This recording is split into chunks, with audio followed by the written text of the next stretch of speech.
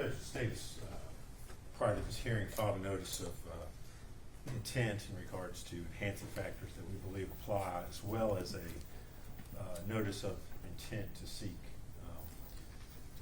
consecutive sentencing, which is what we are asking the court to do.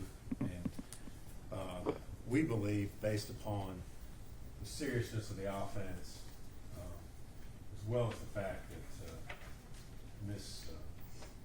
Boswell is a dangerous offender whose behavior indicates little, no regard for human life, that she had no hesitation about committing a crime in which the risk of human life was high, that this court should run those sentences consecutive to each other.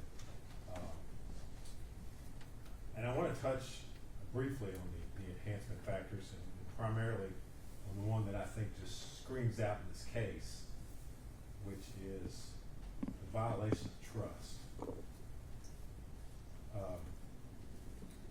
Truly, I think the facts that were involved in this case, and the court, of course, consider everything that was presented and that came in at trial, as well as the photographs that been introduced to the sentencing hearing, which again, those were all part of the trial evidence as well. But the trust that Ms.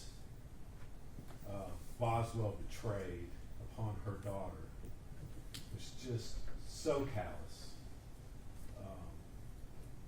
She chose herself repeatedly, time and time again, over her child. All deaths are horrible, but for a small child to die in the way that Evelyn died just shows such extreme callousness. And those photographs show you. I mean, she was discarded like a piece of common garbage. Detective Lieutenant Price testified to, it looks like the body has been compressed, pushed down in the trash can so we can fit more trash, more garbage on top of a child. But probably the most hurtful and severe part of this whole and painful part of this is the fact that all that occurred at the hands of the one person that she should have been able to rely upon and trust to protect her own mother. But Megan didn't do that. Megan repeatedly chose Megan. Megan chose her life. Megan chose living in the big house out by the lake. Megan chose going to the movies. She chose going to Blowing Rock, going to Gatlinburg, again and again and again, over her own daughter.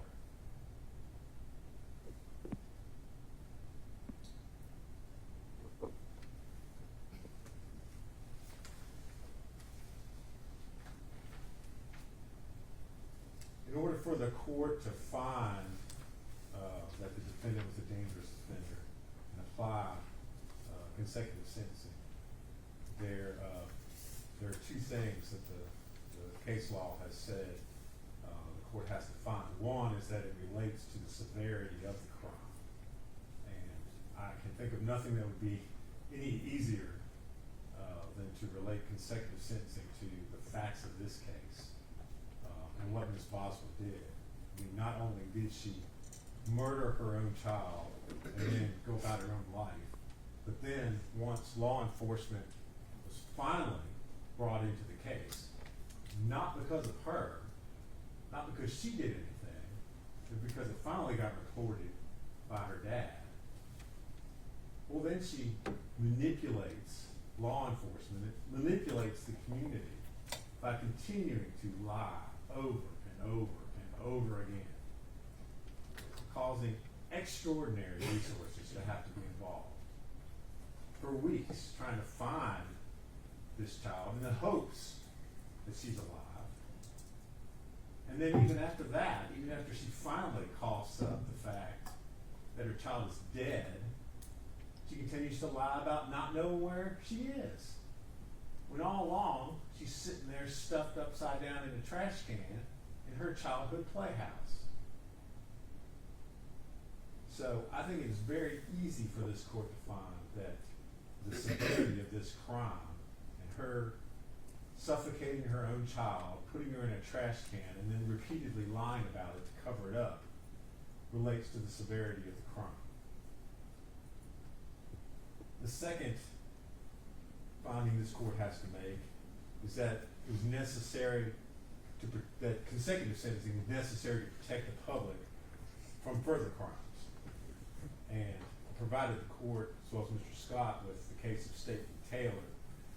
Taylor, which was a case in which a small child had been beaten to death, and then the mother basically delayed in calling 911,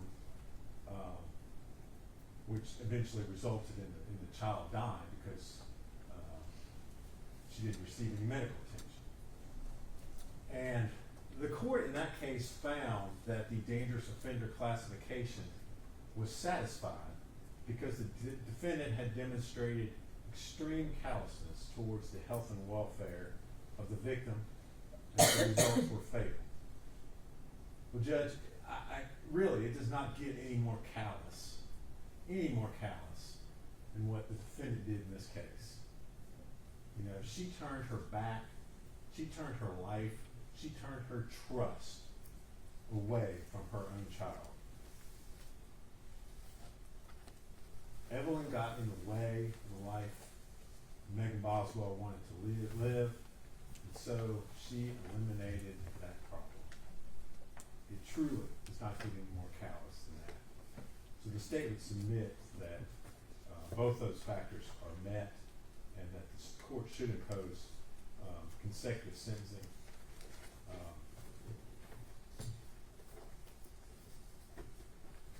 I've already touched on the element as far as trusting involved as an enhancing factor. And then sitting here listening to Ms. Boswell's rather brief allocution, I think it's also right for the court to consider the fact that she sits here today in this courtroom still having absolutely no remorse and taking no responsibility for the death of her child. Once again, she wants to make all of us victims in the case, make herself a victim.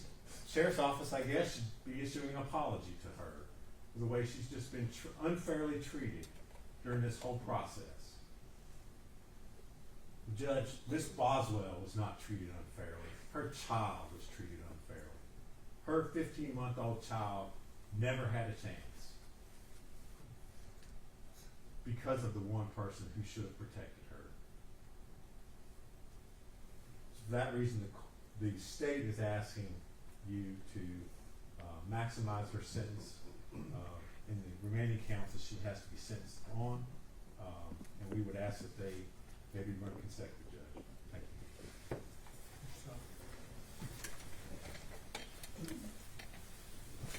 Judge, I guess I'll try to address this in somewhat the way Mr. Harper did, maybe in a backwards fashion. Ms. Boswell had no prior criminal history when this case started, when the investigation started. At some point, she was convicted of a reckless driving B misdemeanor in Washington County, I think in February of 2020. That's the only criminal history she comes to this court with. She's been in jail since she was 18 years old. She will be in jail if this court were to sentence her at the low end of everything and not run it consecutively. She'll be in jail until she's 69 years old. So the court then has to determine, at that point, is she going to be a threat to society? Does society need to be protected from 69-year-old Megan Boswell?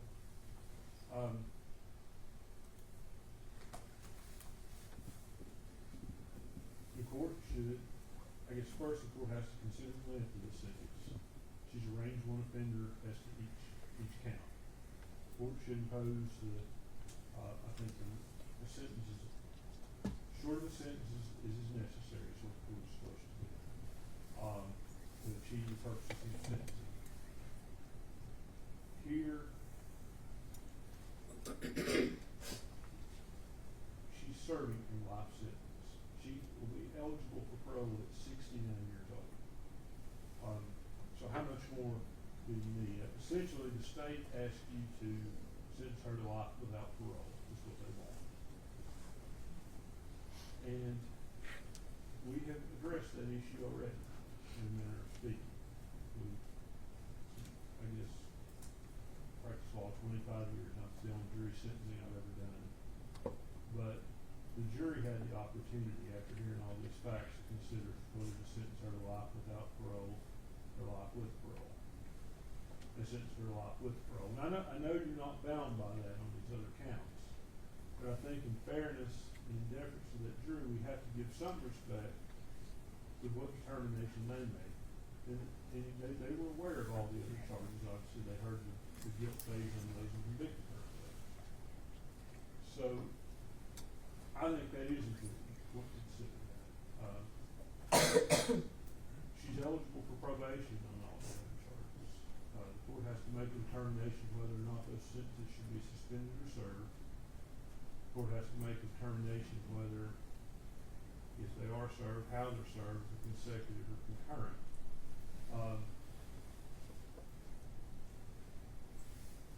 As it relates to a dangerous offender who society has to be protected from, I think the case law is quite clear. Not every person convicted of first-degree murder and another felony is going to fall into that category.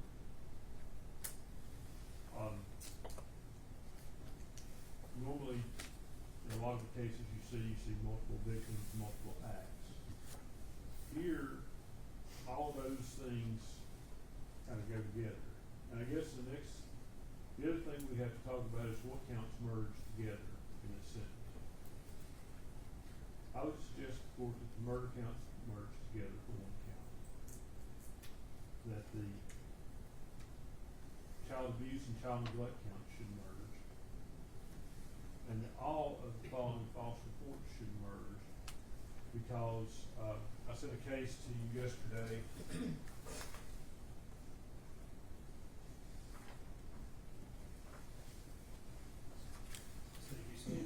State versus Smith, 436 Southwest 3rd, 751.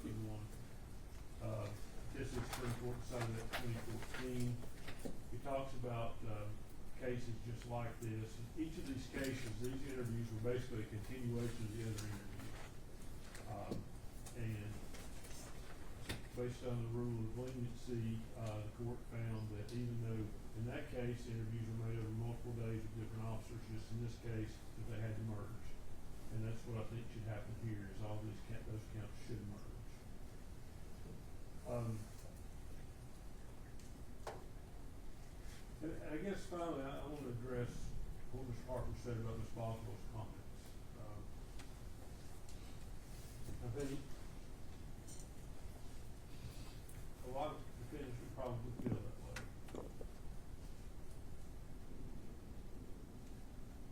But I think she's entitled to maintain her defense. She doesn't have to come in here for purposes of sentencing and somehow take responsibility. The law doesn't require that.